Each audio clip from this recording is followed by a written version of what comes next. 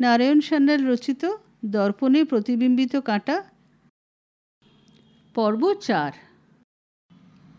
প্রায় মাস তিনেক পূর্বে, অর্থাৎ সত্যপ্রসন্ন যে সময় সুকৌশলীর দ্বারস্থ হন, তার 3 মাস পূর্বে মোহন মঞ্জিলে অযাচিতভাবে এসে উপস্থিত হন এক পণ্ডিত আগন্তুক, ডক্টর বেণীমাধব দত্ত।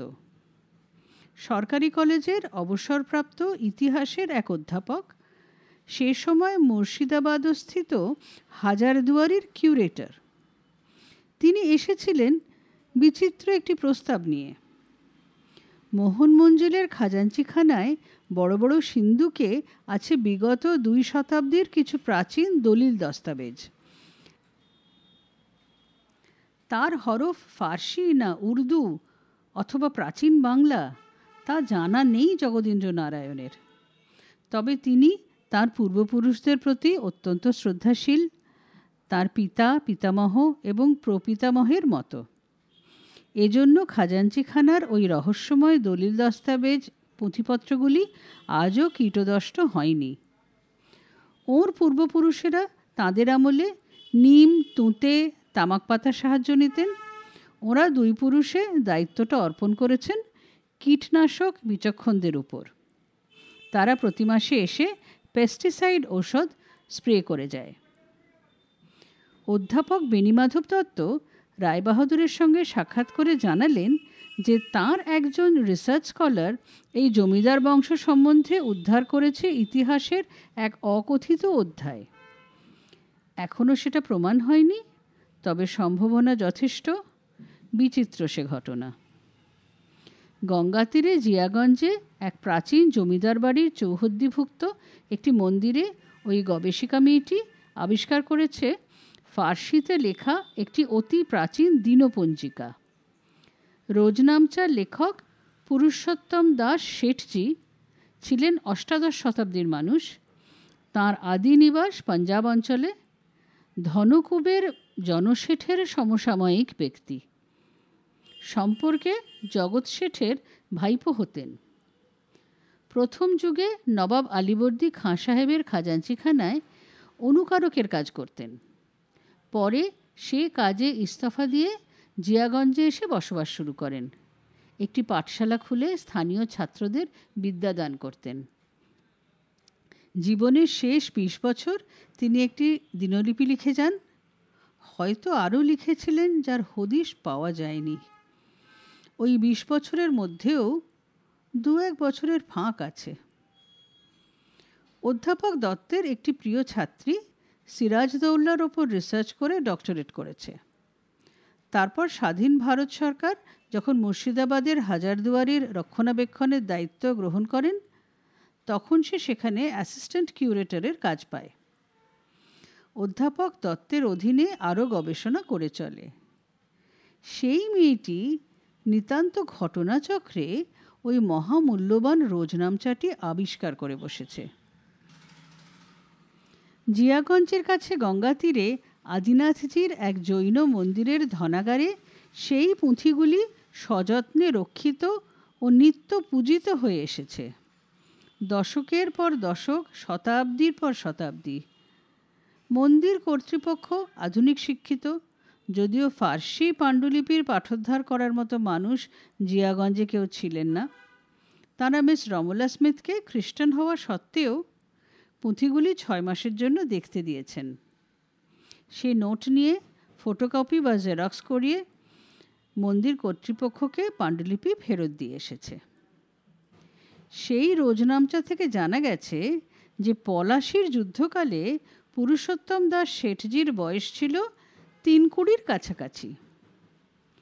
তিনি ছিলেন বিপত্নিক এবং সাত্ত্বিক প্রকৃতির মানুষ। সেই বহু বিবাহের যুগেও প্রথমা স্ত্রীর প্রয়াণের পর আর দ্বিতীয়বার বিবাহ করেননি। তাঁর দেখভাল করত একমাত্র কন্যা সরজুবালা। তাঁর জিয়াগঞ্জের ভিটায় প্রতিষ্ঠিত শিবজির মন্দিরের যাবতীয় নিত্যকর্মের দায়িত্বও ছিল শেঠজির ওই মেয়েটার।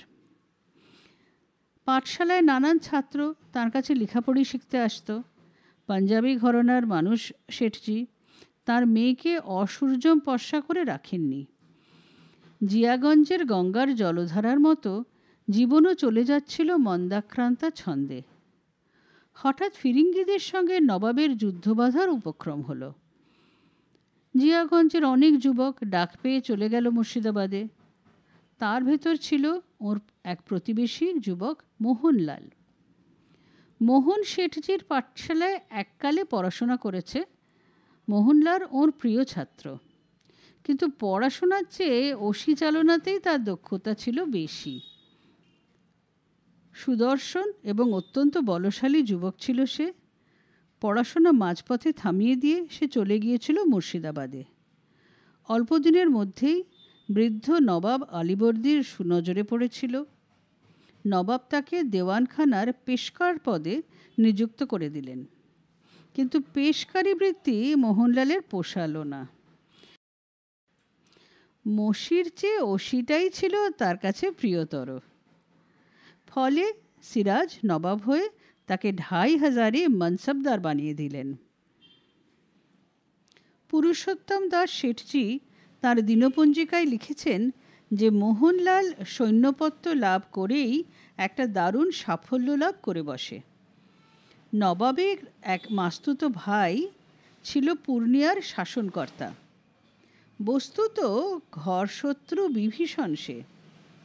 সিরাজের বিরুদ্ধে গোপন চক্রান্তে লিপ্ত হয়েছিল ওই মাস্তুত ভাই শওকত জং বাহাদুর।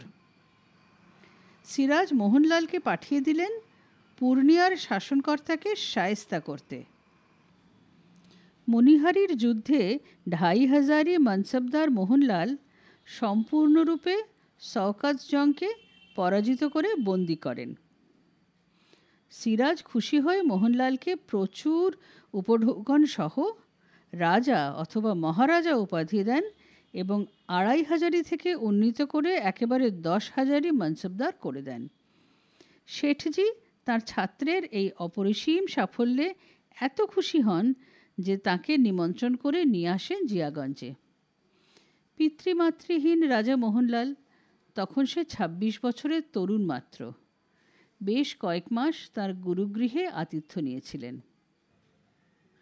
শেঠজি টের পাননি তার গৃহাভ্যন্তরে মোহনলালের শৌর্যবীর্যে আরও একজন মোহিত হয়ে গিয়েছিল। অতিথিকে সকাল বিকেল পরিচর্যা করতে করতে সেই পঞ্চদশী মেয়েটি নিজেকে হারিয়ে ফেলল। এর কয়েক মাস পরেই যুগান্তকারী পলাশির যুদ্ধ। নবাবের আহ্বান মাত্র রাজা মোহনলাল চলে গেলেন মুর্শিদাবাদে, সিপাহসালার মির্জাফরের অধীনে তাঁর নিজস্ব সৈন্যদলের সৈন্যপত্র দিতে। পুরুষোত্তম দাসজির দিনপঞ্জিকার সঙ্গে ঐতিহাসিক হিল এবং নবাবের সরকারি ব্যবস্থাপনায় লিখিত পণ্ডিত সিয়ার উল মুতাক্ষরিনের বক্তব্য হুবহু মিলে যাচ্ছে। ১৭৫৭ খ্রিস্টাব্দের ২৩শে জুন পলাশির প্রান্তরে অস্তমিত হল ভারতের স্বাধীনতা সূর্য। সিপাহসালার মির্জাফরের চরম বিশ্বাসঘাতকতায়। সে মর্মন্তুদ কাহিনী আপনারা জানেন। কি আশ্চর্য, কি অপরিসীম আশ্চর্য! এস ওয়াজেদ আলীর সেই অবিস্মরণীয় পংক্তিটি ভারতের সেই ট্র্যাডিশন সমানে চলেছে। ২৫০ বছর পার হবার পরেও আজও সত্য। পলাশি প্রান্তরে বিশ্বাসঘাতকতায় যৌথভাবে সামিল হয়েছিল মুসলমান আর হিন্দু, মির্জাফর এবং জগৎ শেঠ। আর ইংরেজের বিরুদ্ধে প্রথম স্বাধীনতা যুদ্ধের শহীদও যৌথভাবে হিন্দু মুসলমান, মোহনলাল আর মীর মদন। আজও হিন্দু মুসলমান একইভাবে হিন্দুস্তানের সর্বনাশ ও সেবা করে চলেছে।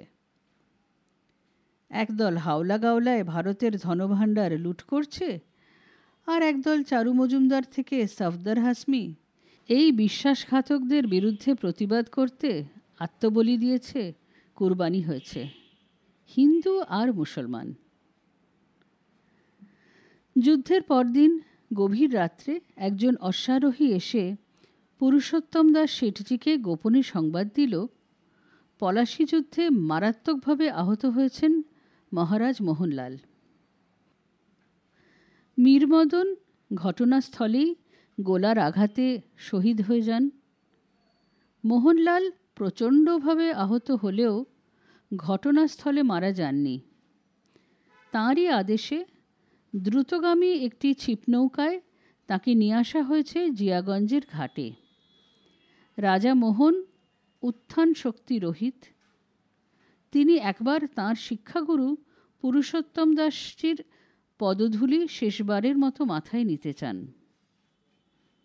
বৃদ্ধ শেঠজি 3 প্রহর রাত্রে মশালধারীর পিছন পিছন জিয়াগঞ্জের ফেরিঘাটে এসে উপনীত হলেন।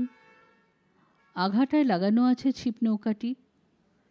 মৃত্যু পথযাত্রী মহারাজ মোহনলাল নৌকার পাটাতনে শায়িত। আর সবাইকে দূরে সরে যেতে বলে মোহনলাল গুরুজিকে কাছে ঘনিয়ে আসতে বললেন। কথা বলতে তার কষ্ট হচ্ছিল, তবু ধীরে ধীরে বলে গেলেন, গুরুজি, আপনি নিশ্চয়ই খুব অবাক হয়ে গেছেন এভাবে আপনাকে একেবারে শেষ সময়ে সংবাদ দেওয়ায়। কথাটা না বলে গেলে মরেও আমি শান্তি পাব না। বৃদ্ধ অবাক হয়ে বলেন, কি এমন গোপন কথা মোহন? পলাশীর যুদ্ধে সিপাহশালার মির্জাফর যদি বিশ্বাসঘাতকতা না করত, তাহলে আজ আমরা যুদ্ধ জয় করে ক্লাইভকে শৃঙ্খলাবদ্ধ করে জিয়াগঞ্জে ফিরে আসতাম।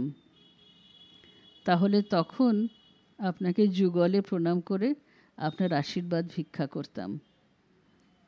যুগলে? তার অর্থ? আপনার কন্যা সরজুবালা আমার ধর্মপত্নী। আপনার অজ্ঞাতসারে গান্ধর্ব মতে আমাদের বিবাহ হয়েছিল। বৃদ্ধের মুখে কথা ফোটেনি। আপনাকে আমার একান্ত অনুরোধ, সরজুকে আপনি আজীবন ভরণ পোষণ করবেন। আপনি জানেন আমার বাবা মা আত্মীয় স্বজনেরা সুদূর কাশ্মীরের বাসিন্দা। আমি কপর্দকহীন অবস্থায় বঙ্গাল মুল্লুকে পালিয়ে আসি কিশোর বয়সে, কিন্তু আজ আমি কপর্দকহীন নই। নবাব আমাকে খেতাবের সঙ্গে প্রচুর উপঢৌকন দিয়েছিলেন। আপনাকে জানিয়ে যাই, আমার স্থাবর অস্থাবর সমস্ত সম্পত্তির মালিক আপনার কন্যা, আমার স্ত্রী সরজুবালা। বৃদ্ধ এতক্ষণে বাকশক্তি ফিরে পেয়েছেন। বলেন, সেক্ষেত্রে তোমাদের এই গান্ধর্ব বিবাহের কথাটা গোপন রাখাই ভালো হবে নাকি মোহন? গ্রামের মানুষদের মতিগতি বোঝা ভার। সরজু তোমার স্ত্রী জানতে পারলেই তাকে ধরে বেঁধে নিয়ে গিয়ে সতী করবে। চিতার আগুনে পুড়িয়ে তারা পৈশাচিক উল্লাসে নাচবে। আগে না, পারবে না। আপনি বাধা দেবেন? আমার কি ক্ষমতা বাবা? অসীম ক্ষমতা আপনার। আপনি সে কথা জানেন না। আমার 2 সহচর বলভদ্র আর বিরোচন সব কথা জানে। ফলে আমার 10,000 সৈন্য আপনার সহায়। তাছাড়া শাস্ত্রীয় নির্দেশও আপনার সপক্ষে। শাস্ত্রীয় নির্দেশ? তার অর্থ? গর্ভবতী অবস্থায় কেউ সতী হতে পারে না গুরুদেব। নারদীয় পুরাণে এমন বিধান আছে, আপনি তো জানেনই। বজ্রাহত হয়ে গেলেন পুরুষোত্তম দাস পণ্ডিতজি।